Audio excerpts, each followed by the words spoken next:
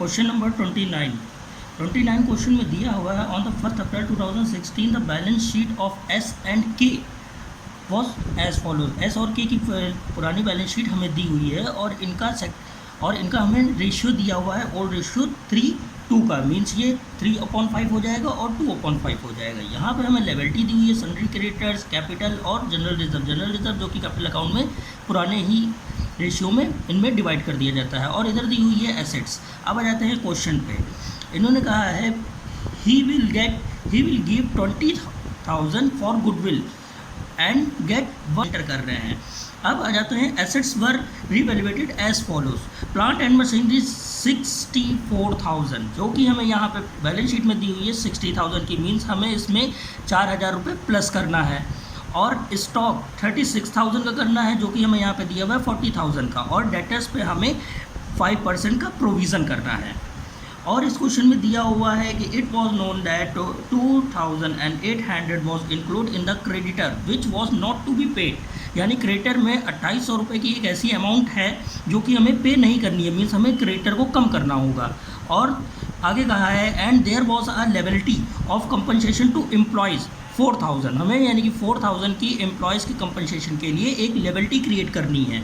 B will bring 40,000 as capital, यानी कि we 40,000 capital के लाएंगे, and capital account of other partners will be adjusted according to the profit sharing ratio, यानी कि इनके ही profit sharing ratio में जो भी हम यहाँ पे न्यू रेशियो फाइंड करेंगे या जो भी कैपिटल होगा उसी में इनकी कैपिटल भी एडजस्ट की जाएगी। कैपिटल एडजस्टमेंट करना है कुल मिलाकर।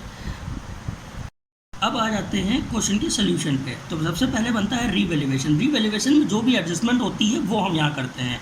जैसे कि प्लांट एवं मशीनरी में इन्होंने हमें कहा था कि हमें 64,000 करना है जो कि बैलेंस शीट में दिया हुआ था 60,000, मीन्स हमें 4,000 रुपये प्लस करने थे। तो हम यहाँ से करते हैं ए प्लस और एल माइनस होता है, देखिए जैसा कि हमने पहले बताया था, और यहाँ से ए माइनस यानी कि एसेट्स को कम करते हैं और कोई लेवलिटी बढ़ानी होती है तो इधर से बढ़ाते हैं। तो हमें प्लांट एवं मशीनरी को 4,000 से बढ़ाना था, वो हमने यहाँ पे बढ़ा दिया। फिर उसके बाद कहा था स्टॉक में हमें जो कि दिया हुआ था 40,000 का इन बैलेंस शीट, और एडजस्टमेंट में हमें 36,000 करना था, मीन्स हमें 4,000 रुपये कम करने थे तो हमने यहाँ पे कम कर दिए। अब यहाँ पे हमें डेटर्स दिए हुए थे जो कि हमें प्रोविज़न बनाना था, हमें डेटर्स यहाँ पे दिए हुए थे 36,000 के जब हम 5% की हमें प्रोविज़न यहाँ पे करनी थी तो हमने इसका 5% निकाला जो कि आ गया 1,800। फिर उसके बाद उन्होंने कहा था कि क्रेडिटर में हमें 2,800 की कोई ऐसी अमाउंट है जो हमें पे नहीं करनी है, मीन्स हमें क्रेडिटर को कम करना था कितने से 2,800 से। तो यहाँ पे हमने इधर से एल माइनस होता है तो हमने यहाँ से क्रेडिटर में इतने रुपए कम कर दिए हैं। और हमें एक एम्प्लॉय के लिए कंपनसेशन के लिए लेवलिटी बनानी थी जो कि एल प्लस हम इधर से करते हैं, तो इसलिए हमने यहाँ पे लेवलिटी ये क्रिएट कर दी। अब हम जब इसका बैलेंस इधर फाइंड आउट करेंगे तो हमें बैलेंस में आ जाता है 3,000 का। 3,000 जो कि हमारा लॉस आ चुका है, इस लॉस को हम पुराने ही जो भी हमारे ओल्ड पार्टनर्स थे और उनके ओल्ड रेशियो में 3/5 और 2/5 में इनको डिवाइड कर देंगे इनके लॉसेस को, जो कि इनका आ गया 1,800 एंड 1,200, जो कि हम यहाँ पे लॉस को पूरा ओल्ड रेशियो में ओल्ड पार्टनर्स में वैसे ही बांट देंगे। ये हो गया, ये आपका revaluation complete. Partners capital account पे, पार्टनर्स कैपिटल अकाउंट में जैसे कि हमें यहाँ पे ओल्ड बैलेंस दिया हुआ था एस और के का, एक्स का दिया हुआ था 60,000 और के का दिया हुआ था हमें 50,000 का, और यही जब हम पार्टनर्स कैपिटल अकाउंट बनाएंगे तो यहाँ पे ओल्ड बैलेंस को हम ऐसे ही यहाँ पर ट्रांसफ़र कर देंगे। और फिर उसके बाद जो कि थे हमारे न्यू पार्टनर आ रहे थे बी, वो कितने की गुडविल ला रहे थे, ये वो गुडविल ला रहे थे 20,000 की गुडविल ला रहे थे। तो हमने यहाँ पे 20,000 की गुडविल को इनके ओल्ड रेशियो में ही डिवाइड कर दिया है, एज प्रीमियम दोनों पार्टनर्स बांट लेंगे। तो यहाँ पे हमने इनके गुडविल को एज प्रीमियम दोनों ही लोगों में बांट दिया, जो कि आ गया है 12,000 और 8,000। फिर उसके बाद जो कि बी आ रहे थे और कितनी कैपिटल ला रहे थे हमारे पास, ये कि 40,000 की कैपिटल ला रहे थे। तो 40,000 की कैपिटल ला रहे थे, बी ला रहे थे, तो उनको बी के कॉलम में 40,000 रुपये दिखा देंगे। अब जो कि हमें यहाँ पर रिजर्व दिया हुआ था, और रिजर्व को हम जानते हैं कि पार्टनर्स कैपिटल अकाउंट में ओल्ड पार्टनर्स में ओल्ड रेशियो में ही डिवाइड कर दिया जाता है, और वो भी दिया था 20,000। तो 20,000 को हमने यहाँ पे एक बार फिर से डिवाइड किया था, जो कि आ गया 12,000 और 8,000, जो कि यहाँ पे हमने रिजर्व को दोनों में बांट दिया है। अब यहाँ पे एक कहा गया था कि न्यू पार्टनर्स के अकॉर्डिंग हमें ओल्ड पार्टनर्स की कैपिटल को भी एडजस्ट करना है। बी जो कि 1/4 पार्ट के लिए आ रहे थे बुक में गिवन है, और 40,000 की कैपिटल ला रहे थे, ये भी गिवन है। तो हम इससे कुल फर्म की टोटल फर्म की कैपिटल पता कर लेंगे, जो आ जाएगा 1,60,000। 1,60,000 में हम यहाँ पे बी जो कि अपना हिस्सा ला ही रहे थे 40,000, उसको कम कर देंगे, हमारे पास आ जाएगा रिमेनिंग बैलेंस। रिमेनिंग बैलेंस में यानी रिमेनिंग कैपिटल में हमें इसमें एस की भी कैपिटल इंक्लूड है और के की भी कैपिटल इंक्लूड है, वो हमें अलग अलग फाइंड आउट करनी होगी। इसके लिए हम ओल्ड पार्टनर्स के ओल्ड रेशियो को ही लेंगे, और यहाँ पे जब इससे हम फाइंड आउट करेंगे ओल्ड रेशियो से, जो हमारे पास रिमेनिंग कैपिटल है उससे जब हमने फाइंड आउट किया, तो इनका आ गया 72,000 और के का आ गया 48,000, और बी जो कि कैपिटल ला ही रहे थे हमारे पास 40,000। अब हमें तीनों की कैपिटल हमें यहाँ पे पता लग चुकी है, और यही बैलेंस को हम यहाँ पर दूसरी साइड में ट्रांसफ़र कर देंगे, क्योंकि हमें एडजस्ट करना था इसलिए हमने ऐसा किया।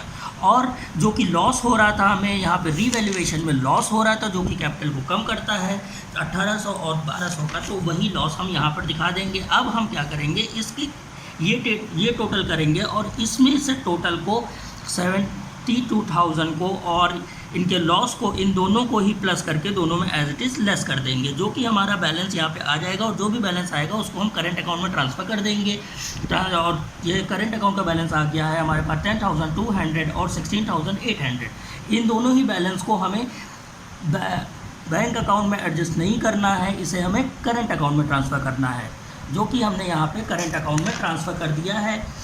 जो एस का आ रहा था 10,200 और के का आ रहा था 16,800, इन दोनों को ही हम प्लस कर देंगे, जो कि यहाँ पे आ जाएगा 27,000, और ये हमारा जाएगा लिएबिलिटी में, बैलेंस शीट में। अकाउंट के बाद आ जाते हैं बैंक अकाउंट पे। बैंक अकाउंट में हमें यहाँ पे पहले से बैलेंस दिया हुआ था, जो कि यहाँ पे देख सकते हैं 4,000 का दिया हुआ था। इसी बैलेंस को बैंक अकाउंट में हम यहाँ पर ट्रांसफ़र कर देंगे, जो कि हमारा हो गया 4,000। और बी जो कि कैपिटल ला रहे थे, फर्म में पैसा आ रहा था, कोई पैसा बाहर नहीं जा रहा था, तो पैसा जो आ रहा था वो बी कैपिटल के रूप में अपने 40,000 रुपीज़ ला रहे थे और गुडविल के रूप में 20,000 ला रहे थे। बस इतना ही पैसा हमारे पास आ रहा था, तो इन सबको हम काउंट कर देंगे, जो कि हो जाएगा 64,000। 64,000 यही बैलेंस हम यहाँ पर ट्रांसफ़र कर देंगे, एज इट्स टोटल हो गया, और ये बैलेंस हमारा जाता है बैलेंस शीट में। अब आ जाते हैं बैलेंस शीट पर।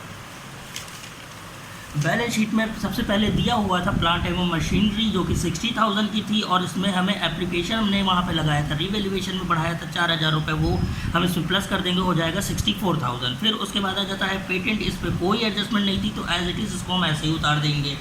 और इसके बाद आ जाता है स्टॉक, जैसे कि बुक के सीरियल में दिया हुआ है, स्टॉक में हमें 4,000 रुपीज़ कम करने थे, 40,000 का दिया हुआ था, इसमें से जब हम इसको लेस करेंगे तो 36,000 हो जाएगा। डेटर्स जो कि हमें ऑलरेडी पहले ही बैलेंस शीट में दिए हुए थे 36,000 के, और उसमें हमें प्रोविज़न करना था बैड डेट के लिए, जो कि 5% करना था, और हमने वहाँ पे किया था रीवैल्यूएशन में, जो कि आया था 1,800, जो कि हम इसमें से लेस कर देंगे, हमारा हो जाएगा 34,200। अब हमने बैंक अकाउंट का जो हमने यहाँ पे न्यू बैलेंस फाइंड आउट किया था 64,000 का, वही बैलेंस हम यहाँ पर ट्रांसफ़र कर देंगे। हमारी बैलेंस शीट ये एसेट साइड कंप्लीट हो गई। अब आ जाते हैं लिएबिलिटी पे।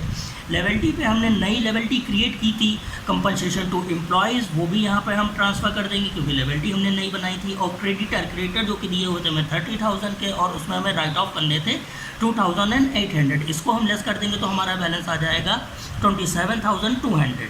अब आ जाते हैं कैपिटल पे। कैपिटल जो कि हमने यहाँ पे नई बैलेंस शीट में कैपिटल अकाउंट में फाइंड आउट की थी, जो कि थी 72,000, 48,000 और 40,000। यही बैलेंस हम यहाँ पर इसका ट्रांसफ़र कर देंगे, जो कि टोटल हो जाता है 1,60,000। अब हमने जो करंट अकाउंट का जो हमने यहाँ पे बैलेंस फाइंड आउट किया था, तो टोटल हो रहा था 27,000 का, वही हमारा यहाँ पे बैलेंस शीट में करंट अकाउंट का बैलेंस ट्रांसफ़र हो जाएगा। अब हम दोनों साइडों को प्लस करेंगे, तो हमारा बैलेंस दोनों साइड का इक्वल हो जाएगा, जो हो जाता है 2,18,200, 2,18,200। Question number 29 is complete.